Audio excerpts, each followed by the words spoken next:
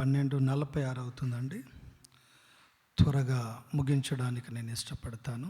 ఎందుకనగా మన Baptist church ఎప్పుడైనా తల్లి సంఘంకి వెళ్ళామంటే వారు ఏమంటారంటే, తెలుసు కదా పాస్టర్ గారు, మన టైం 40 minutes అని అంటారు. ఎంత అండి? 40 minutes. ఎందుకనగా 40 నిమిషములే మనిషి ఏమవుతాడట, వినగలుగుతాడు. అందుకే మన స్కూల్స్లో కూడా పీరియడ్ ఎంత ఉంటుందండి? ఎంత ఉంటుంది? 40 నిమిషాలు. కాబట్టి మన ప్రసంగానికి ప్రారంభం ఉండాలి, అంతము ఉండాలి. మంచిదండి. సో ఆ రీతిగా 40 నిమిషాలు తీసుకొని కానీ త్వరగా ముగించడానికి నేను ఇష్టపడతాను. అపోస్తలుల కార్యములు 12వ అధ్యాయము 5వ వచన భాగము. పేతురు చెరసాలలో ఉంచబడెను, సంఘమైతే అతని కొరకు అత్యాసక్తితో దేవునికి ప్రార్థన చేయుచుండెను. చిన్న ప్రార్థన చేసుకుందాం. ప్రభువా, మీ కొందనాలు చెల్లిస్తూ ఉంటున్నాము నాయన. వాక్యాన్ని ధ్యానించుకునిచుండగా పరిశుద్ధాత్మదేవ మాతో మీరు మాట్లాడమని ప్రార్థిస్తుంటున్నాం. నీ యొక్క ఆలోచనను, ఉద్దేశమును, తలంపులను ప్రభువా గ్రహించే వివేకమును మాకు అనుగ్రహించమని ప్రార్థిస్తుంటున్నాం. ఆ రీతిగా మా జీవితాలు ప్రభా కట్టుకొనుటకు నీ కృపను మాకు అనుగ్రహించగలరని నజరేయుడైన యేసు నామమున అడిగి వేడుకొనుచున్నాము తండ్రి, ఆమేన్. అపోస్తలుల కార్యములు 12వ అధ్యాయము 1వ వచన భాగము నుంచి 11 వచన భాగములు సహోదరుడు ఎల్ నవీన్ చదివి ఉంటున్నాడు. దేవుని బిడ్డలారా, ఇక్కడ మనము చూచినట్లయితే 5వ వచన భాగములో ఆసక్తి కలిగినటువంటి ప్రార్థన. ఏంటండి? ఆసక్తి కలిగినటువంటి ప్రార్థన. సంఘమైతే అత్యాసక్తితో ప్రార్థన చేయుచుండెను. 3 విధాలైనటువంటి ప్రార్థనలను దేవుడు నిర్దేశిస్తూ ఉన్నాడు. ఎన్ని విధాలండి? 3 విధాలైనటువంటి ప్రార్థనలను. మొదటిగా వ్యక్తిగత ప్రార్థన. మొదటి ప్రార్థన అండి? వ్యక్తిగత ప్రార్థన. రెండవదిగా కుటుంబ ప్రార్థన. ఏ ప్రార్థన అండి? కుటుంబ ప్రార్థన. 3వ ప్రార్థన సంఘ ప్రార్థన. వ్యక్తిగత ప్రార్థన, కుటుంబ ప్రార్థన, సంఘ ప్రార్థన. వ్యక్తిగత ప్రార్థన విశ్వాస జీవితానికి బలాన్ని అనుగ్రహిస్తుంది. వ్యక్తిగత ప్రార్థన మన యొక్క విశ్వాస జీవితానికి ఏమిస్తుందండి? బలాన్ని మనకు అనుగ్రహిస్తుంది. కుటుంబ ప్రార్థన కుటుంబము దేవునిలో ఎదిగేటట్లుగా మనకు శక్తిని అనుగ్రహిస్తుంది. వ్యక్తిగత ప్రార్థన బలాన్ని, కుటుంబ ప్రార్థన మన యొక్క కుటుంబము క్రీస్తులో అంటుకట్టబడుటకు మనకేమిస్తుంది? శక్తిని అనుగ్రహిస్తున్నది. సంఘ ప్రార్థన సంఘమును మిక్కిలి బలపరుస్తున్నది. సంఘ ప్రార్థన ఏం చేస్తున్నదండి? సంఘమును మిక్కిలి బలపరుస్తూ ఉంటున్నది. దేవునికి బిడ్డలారా, ఈ 3 ప్రార్థనలు బహు ప్రాముఖ్యమై ఉంటున్నవి. ప్రతి విశ్వాసికి కూడా వ్యక్తిగత ప్రార్థన, రెండవదిగా కుటుంబ ప్రార్థన, మూడవదిగా సంఘ ప్రార్థన ప్రాముఖ్యమై ఉంటున్నది. దేవుని బిడ్డలారా, ఇక్కడ మనము చూచినట్లయితే 5వ వచన భాగములో సంఘమైతే అత్యాసక్తితో ఏం చేస్తున్నదట? ప్రార్థన చేస్తున్నదని వాక్యము సెలవిస్తూ ఉంటున్నది. అయితే ఈ యొక్క మొదటి వచన భాగము నుంచి మనము చూచినట్లయితే సంఘము పేతురు గురించి అత్యాసక్తితో ప్రార్థన చేస్తున్నట్లుగా మనము చూస్తున్నాం. ఎందుకనగా ఆయనను చెరసాలలో బంధింపబడి ఉంటున్నాడు. మొదటి వచన భాగములో మనము చూస్తే దాదాపు అదే కాలముందు రాజైన హేరోదు సంఘపు వారిలో కొందరిని బాధ పెట్టుటకు బలాత్కారముగా పట్టుకొని యోహాను సహోదరుడైన ఎవరినటండి యాకోబును ఏం చేసి ఉంటున్నాడు? ఖడ్గముతో చంపించెను. యాకోబును. ఎందుకనగా ఇది యూదులకు ఇష్టము, అది ఇష్టమైనటువంటి కార్యమని ఎవరు తలచారు అనగా హేరోదు తలంచి ఉంటున్నాడు. ముగ్గురు హేరోదులు కనబడతారు మనకు లేఖన భాగంలో. ఎంతమంది అండి? ముగ్గురు హేరోదులు కనబడతారు. మొదటి హేరోదు మనకి మహా హేరోదు. ఏ పేరండి అతను? గ్రేట్ అనగా మహా హేరోదు. మత్తయి సువార్త 2వ అధ్యాయం 7-18 వచ్చిన భాగములలో మనకి కనబడుతూ ఉంటాడు. ఈ హేరోదు 46 సంవత్సరాలు యెరూషలేము దేవాలయాన్ని అతడు ఏం చేశాడు? కట్టించి ఉంటున్నాడు. ఎందుకనగా యూదుల యొక్క మెప్పు గురించి. ఇది ఎవరండి? మొదటి హేరోదు. ఆ హేరోదు 2 సంవత్సరముల లోపు ఉన్నటువంటి వారిని చంపించినట్లుగా మనము మత్తయి సువార్త 2వ అధ్యాయంలో గత దినాలలో మనము పరిశీలన చేసుకున్నాం.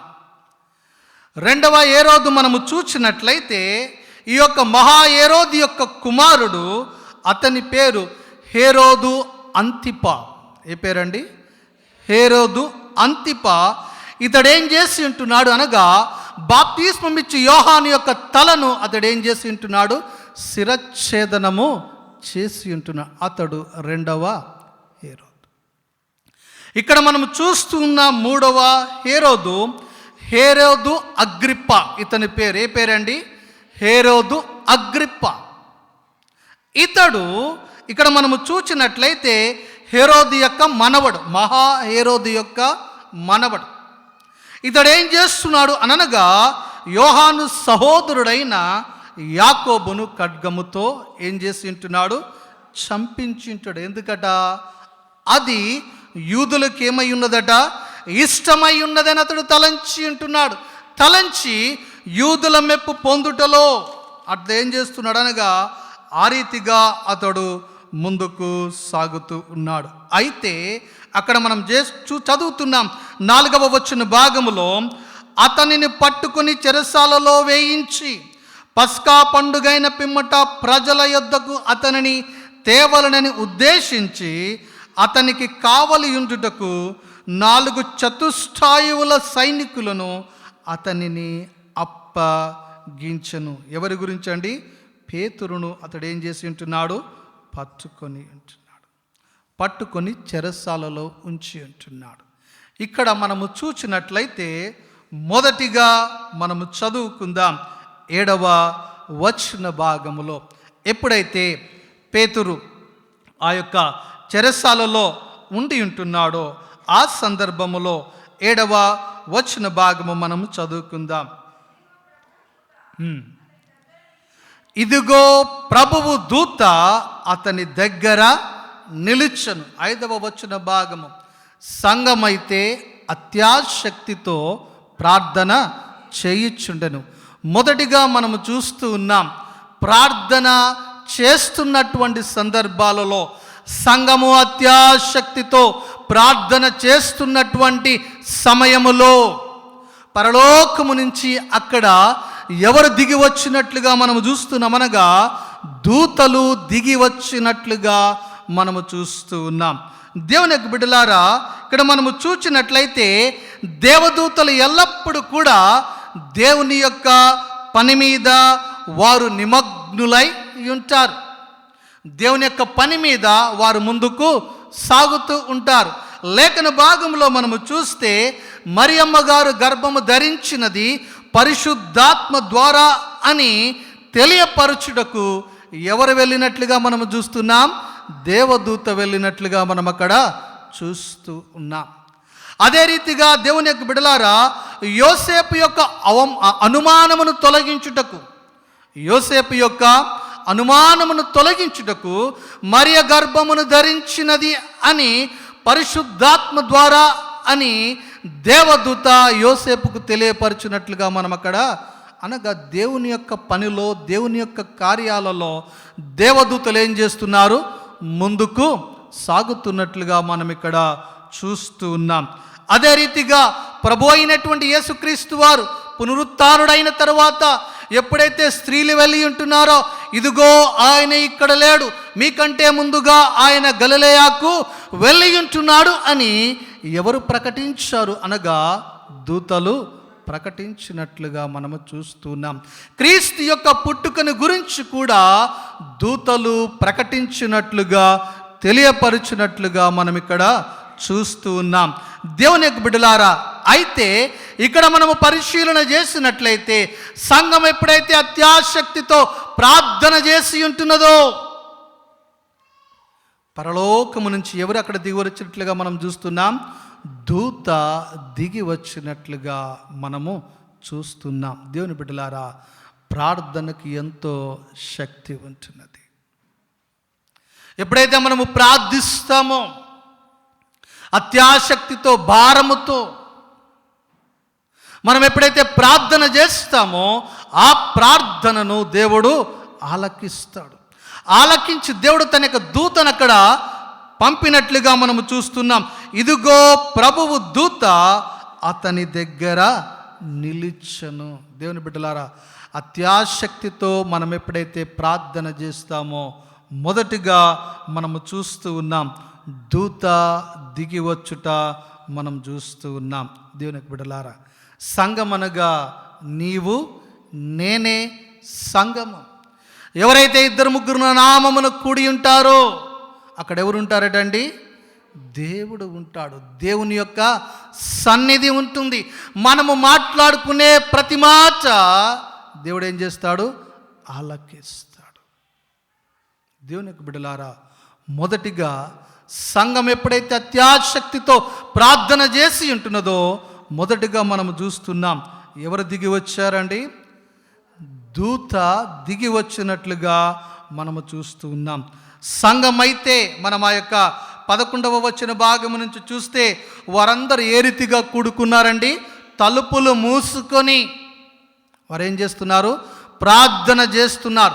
తలుపులు మూసుకొని ఎప్పుడైతే ప్రార్థన చేస్తున్నారో దేవుని యొక్క బిడ్డలారా, పరలోకములో ఏమైందండి? ద్వారములు తెరవబడ్డాయి.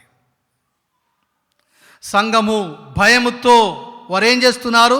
తలుపులు మూసుకొని ప్రార్థన చేసినటువంటి సందర్భములో పరలోకములో దేవుడు ఏం తెరిచాడండి? ద్వారము తెరిచి ఉంటున్నాడు. సంఘ ప్రగతి అనేది ప్రార్థించే సంఘము పైన ఆధారపడి ఉంటుంది.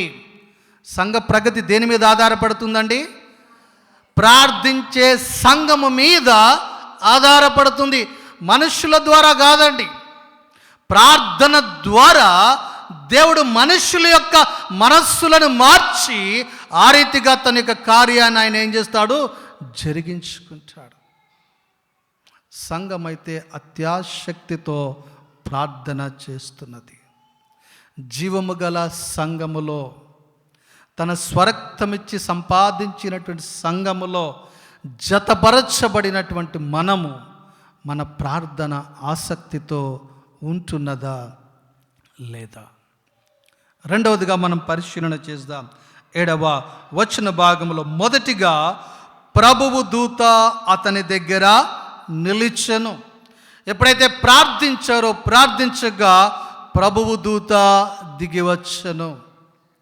రెండవదిగా మనము పరిశీలన చేసినట్లయితే అతడుండిన గదిలో వెలుగు ప్రకాశించను.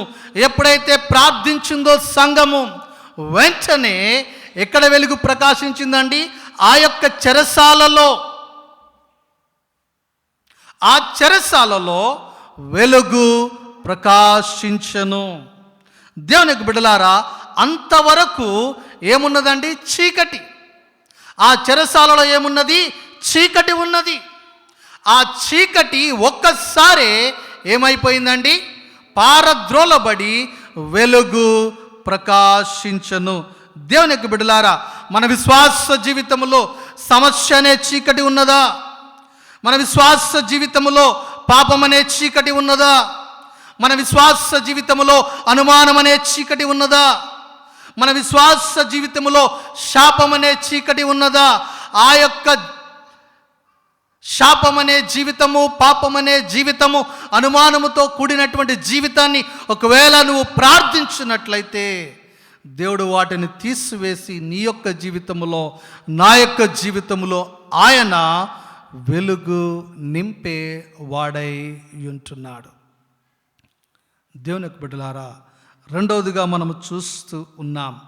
అక్కడ ఏమొచ్చిందండి? వెలుగు ప్రకాశించను. నేను త్వరగా ముగించడానికి ఇష్టపడతాను. మూడవదిగా మనము పరిశీలన చేసినట్లయితే 7వ వచన భాగం మనం చదువుకుందాం.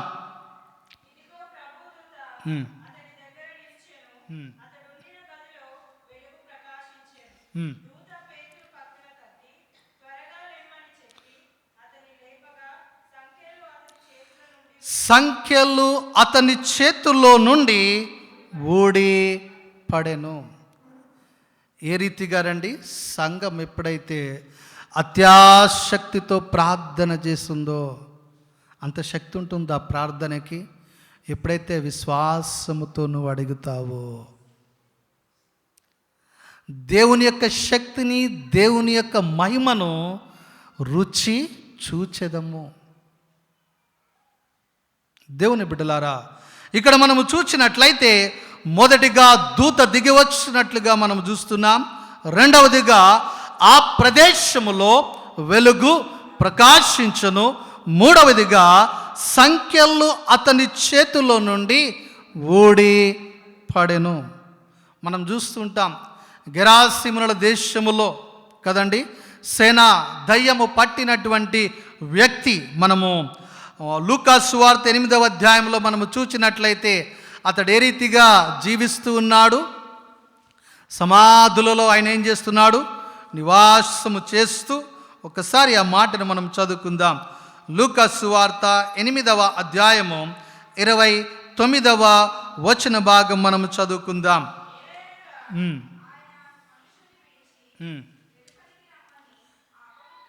ఆ అపవిత్రాత్మకు ఆజ్ఞాపించను, అది అనేక పర్యాయములు వానిని పట్టుచు వచ్చను గనుక వానిని గొలుసులతోనూ కాలి సంకెళ్లతోనూ కట్టి కావలి యుంచుచుండిరి. గాని వాడు బంధకములను తెంపగా దయ్యము వానిని. దేవుని బిడ్డలారా, ప్రభు అయినటువంటి యేసుక్రీస్తు వారు ఆ ప్రదేశానికి వచ్చారు. వచ్చి అతనిని విడుదల చేసినట్లుగా మనం అక్కడ చూస్తూ ఉన్నాం. దేవుని యొక్క బిడ్డలారా, మనము ప్రార్థించుట ద్వారా సాతాను యొక్క సంఖ్యలు ఏమవుతాయండి? విప్పబడతాయి, పటాపంచలు చేయబడతాయి. దేవుని యొక్క బిడ్డలారా, పాప సంఖ్యలు, బానిస సంఖ్యలు ప్రతిదీ కూడా విడిపింపబడతాయి. ఎప్పుడు అనగా మనం ఎప్పుడైతే ఆసక్తితో ప్రార్థన చేస్తామో, ఆసక్తితో వ్యక్తిగత జీవితంలో ఉన్నటువంటి ఇరుకులు, ఇబ్బందులు, సంఖ్యలన్నీ కూడా తొలగింపబడతాయి.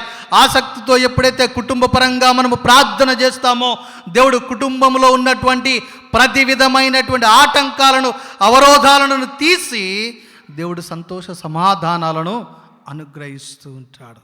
ఇక్కడ సంఘం ఎప్పుడైతే ఆసక్తితో ప్రార్థన చేసి ఉంటున్నదో ఆ సందర్భములో అక్కడ మనం చూస్తున్నాం పేతురు యొక్క సంఖ్యలు ఊడు పడెను. నాలుగవదిగా మనం 10వ వచన భాగం మనం చదువుకుందాం.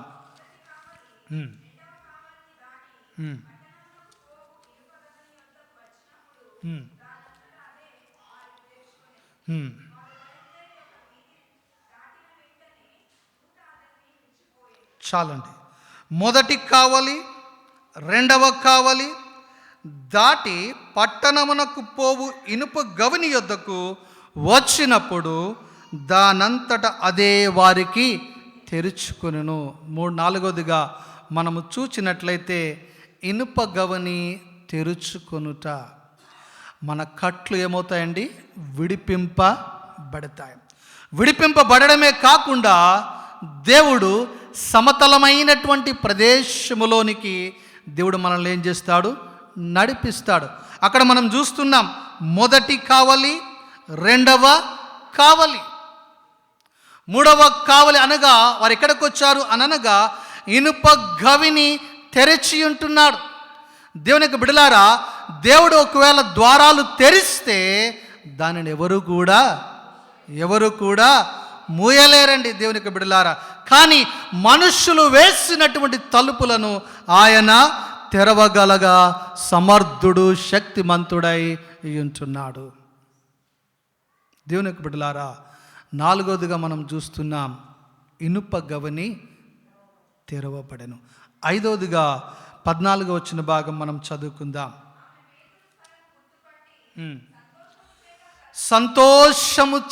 సంతోషము ఎప్పుడైతే సంఘము అత్యాసక్తితో ప్రార్థన చేసి ఉంటున్నదో, ఎప్పుడైతే వారిని పేతురును చూచి ఉంటున్నారో, అక్కడ మనం చూస్తున్నాం రోదే అనే చిన్నది ఆ యొక్క పేతురు యొక్క స్వరాన్ని వినినట్లుగా మనం చూస్తున్నాం. విని సంతోషముతో వెళ్ళి చెప్తుంది, ఇదిగో పేతురు యొక్క స్వరము. దేవుని బిడ్డలారా, అత్యాశక్తితో ఎప్పుడైతే మనము ప్రార్థన చేస్తామో, దేవుడు మన విశ్వాస జీవితములో, మన కుటుంబములో, సంఘములో దేవుడు ఏమిస్తాడండి? సంతోషాన్ని దేవుడు మనకి అనుగ్రహిస్తాడు. దేవుని యొక్క బిడ్డలారా, 5 విషయాలు మనము పరిశీలన చేసుకున్నాం. మొదటిగా పరిశీలన చేసినట్లయితే దూత దిగివచ్చుట. రెండవదిగా చూచినట్లయితే వెలుగు ప్రకాశించును. మూడవదిగా మనము చూచినట్లయితే సంఖ్యలు ఓడి పడెను. నాలుగవదిగా ఇనుప గవిని దానంతట అదే తెరుచుకును. ఐదవదిగా సంతోషము. దేవుని యొక్క బిడ్డలారా, ఏ రీతిగా మన యొక్క ప్రార్థన ఉంటున్నది? అత్యాసక్తి కలిగినటువంటి ప్రార్థనలో మనం ముందుకు సాగుతున్నామా? మనలను మనం పరీక్షించుకొని ఆ రీతిగా ఒక తీర్మానముతో, ఒక ఒప్పుదలతో ముందుకు సాగుదాం. ప్రార్థన చేసుకుందాం.